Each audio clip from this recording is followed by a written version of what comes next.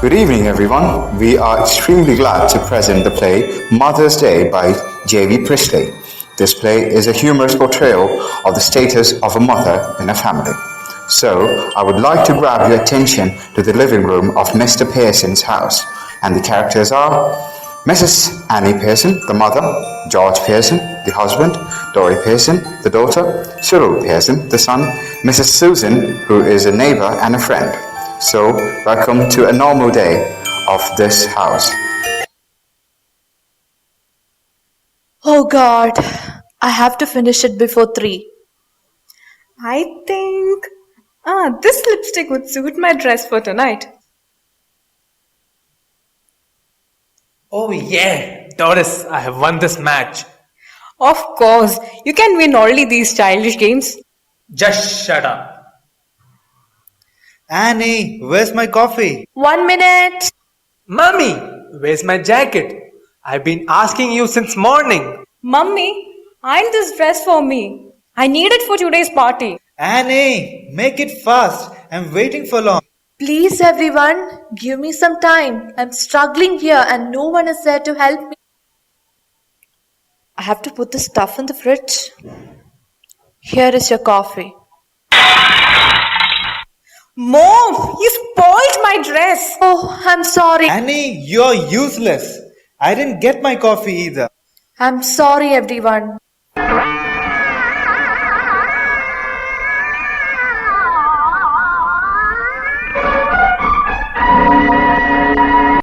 Yes, this was the condition of Annie. No one cared about her, and she was all left alone, working for her family day and night. Suddenly, Mrs. Susan enters, who is Annie's neighbor and her friend too. Susan is a very bold lady who is also a magician. Annie was happy to see her. They greeted each other, and let's see what happens. Hello, Annie. Hello, Susan. So glad to see you. It's been long. I thought of visiting you yesterday. Have your seat. Some coffee? Yeah, sure. So, how is everything going? Annie, is everything okay? Why? You look so disturbed. Yes, I am. What's the matter? It's nothing serious. My husband, my children, no one care about anything at home. All they do is just order. Oh, I can understand. It would be better for them if they learn to treat you properly. I love them so much, even if they are so thoughtless and selfish. See, Annie, this will ruin them as well as you. Husbands, sons, daughters should be taking notice of wives and mothers and not just giving them orders. Oh, thank you, Susan, for the concern. And now I can do nothing about it. I'm used. Okay, then let me do. Do what? You know, I do black magic. Yeah, I know you do. So, what's the idea then? The idea is we exchange our looks. I become you and you become me. Then I'll teach them a lesson. Oh, Susan, I'm not getting anything. Wait. The idea is I do black magic and we exchange the looks. I will look like you and you will look like me. And what will happen if we cannot change back to normal? No, Annie. There's no need to worry. We can change back whenever we want. Are you sure? Yes. You hold my hand and close your eyes.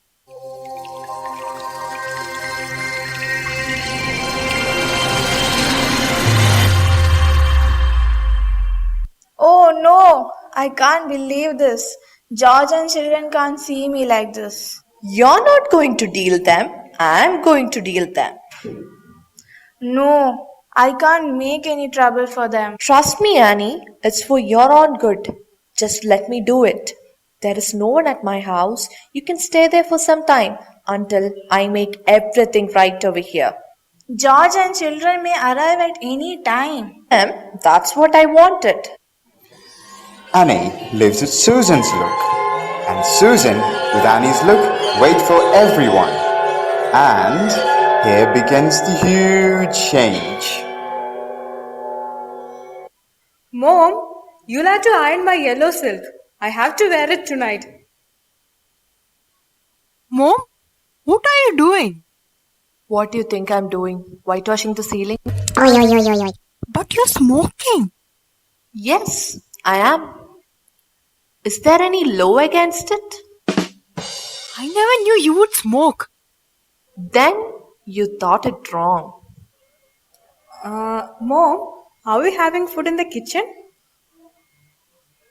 Have it wherever you like. What do you mean by have it wherever you like? Isn't my food ready? Yours is not ready. I had my food. What's the matter with you? Don't be silly. I have been working for so long and you don't even bother to get my food ready?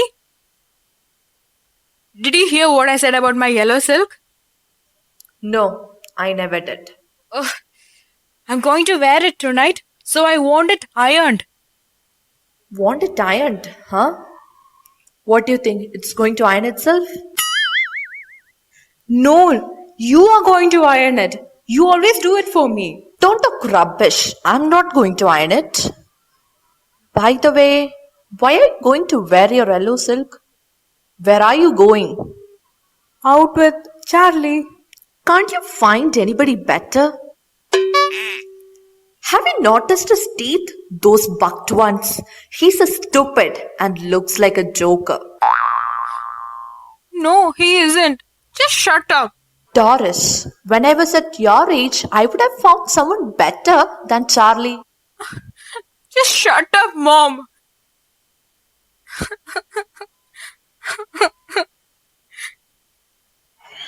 Doris was heartbroken when Annie insulted her boyfriend Charlie.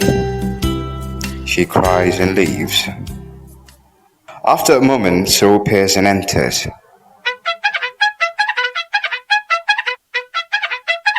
Hello, Mom. Tea ready? No, Why not? I couldn't bother whether you drink tea or not.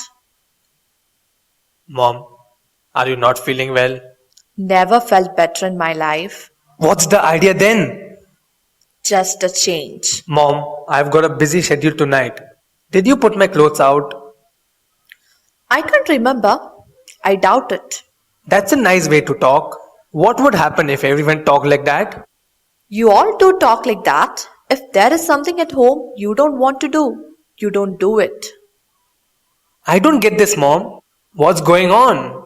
Changes. Cyril was wondering what was going on. And Doris enters. She looks pale and sad. You look terrible. I wouldn't wear that face even for Charlie. Oh, shut up about Charlie, Mom. I'm not ready yet. Just dressing. And if ever I look terrible, it's your fault. You made me to cry. Why? What did she do? You don't have to know that. Hey, are we having any beer left? Bottle or two, I think. Why you want beer? To drink, you idiot. Has she been like this with you too? Yes. No tea ready. And not caring about anything. Just think, if she's going to behave like this when Dad comes home? You two are always talking about being grown up. So stop laughing and behave yourself. What is making you talk like this? What have we done? Look, if you don't get my tea ready... What will you do? Will you hang me up there? No, Mummy, no! See, Mom, I've been working all day. 8 hours a day. Yes, 8 hours a day. Don't forget it. Just 8 hours. As for me, I work day in and day out for my family and don't even get paid for it. That's different. It was, and now it is not. I will only work for 5 days and that too for 8 hours daily. As for the weekend, I'll take my 2 days off. Like seriously, there's no point in talking to you right now. It's better I make something myself to eat or else I'll starve to death. Doris started to leave. Then enters George Pearson and his husband without having any clue what's happening in his house. Mummy, did you fall or hit your head somewhere? No, but I'll hit you with something if you don't stop asking silly questions.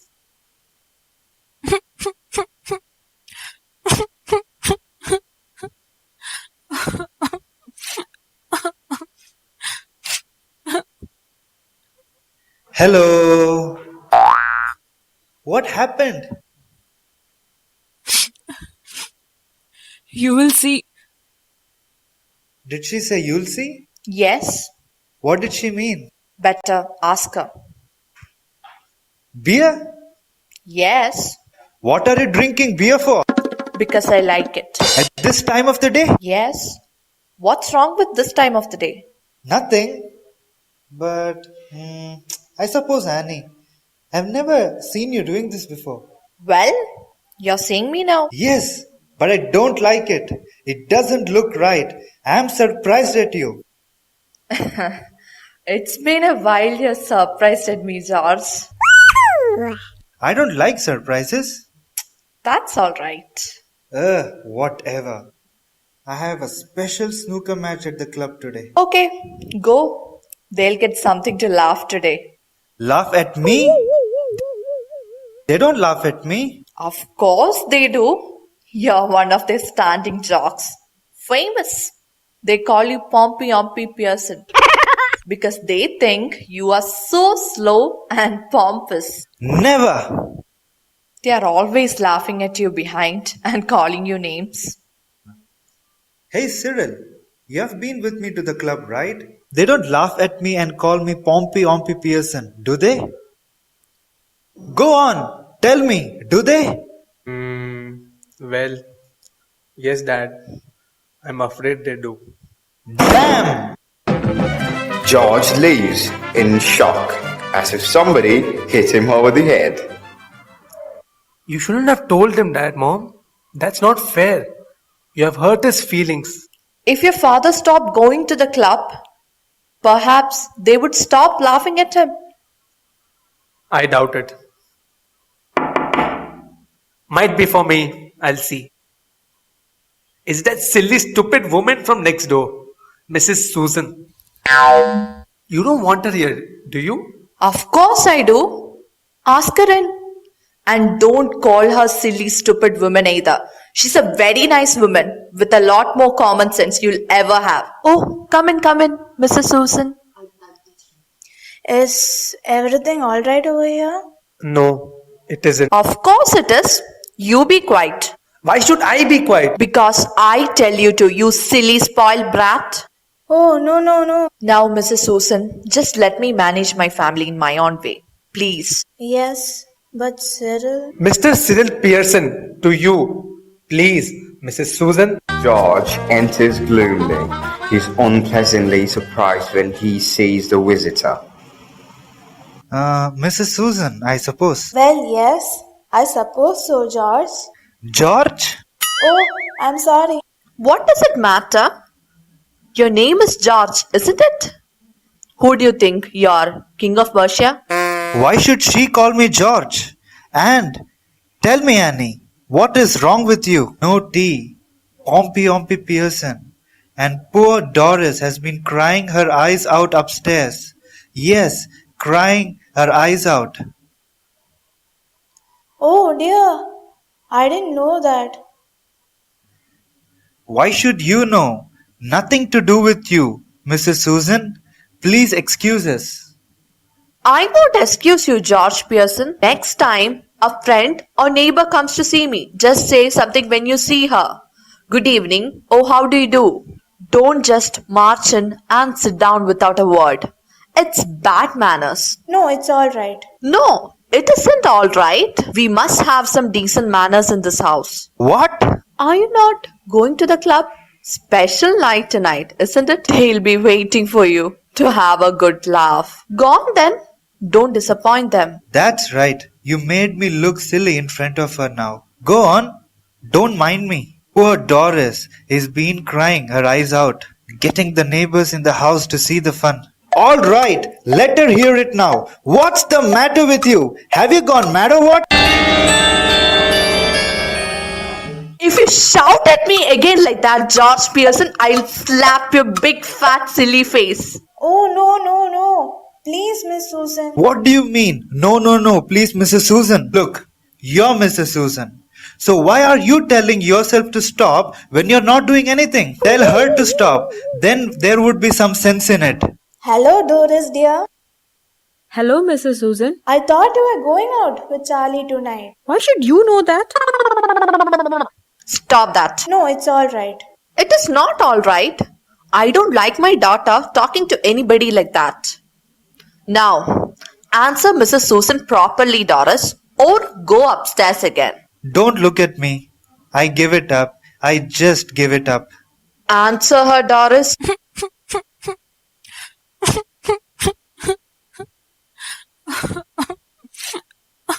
That's enough. Quite enough. Now listen, you two.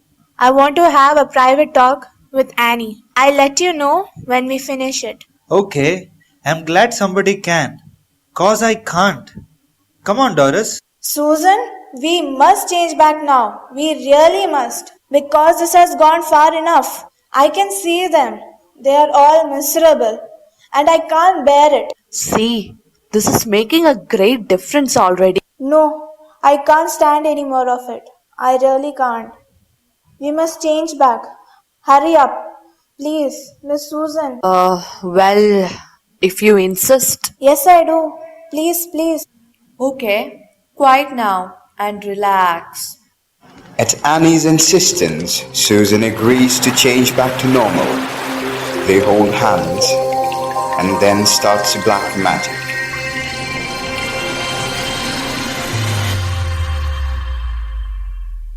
Yes, they changed back. Well, I enjoy. I didn't. Now listen, Annie. Don't go soft on them again, or else all this will be wasted. I'll try not to, Mrs. Susan. Don't start explaining or apologizing for what happened. It's alright for you, Mrs. Susan. After all, they are not your husband and children. Now you listen to me. You admitted yourself you were spoiling them, and they didn't appreciate you. Any apologies, any explanation, and you will be straight back where you were. I'm warning you, dear. Just give them a look, a tone of voice to suggest you can be tough with them if you wanted to be. Anyhow, we can test it. Let's see. You can come in now. But remember, be firm. I'll be quiet now to let you enjoy yourself. The family looks anxiously at Annie, who smiles at them. Much relieved, they smile back at her. Saying that you all don't want to go out, I will tell you what I thought we'll do. No objections, I hope. No, Mother. We will do whatever you say. I thought we'd have a nice family game of rummy, and then you children could get the dinner ready while I have a talk with your father. Suits me. Then what about you two? Well, I. What? Speak up. Oh, nothing more. I think it would be a lovely idea. Yes, dear. Good night, all. Have a nice time. Bye. Please don't come back. Here is the end of the play Mother's Day. Everyone is happy here. and Annie got back all her rights and position in the family.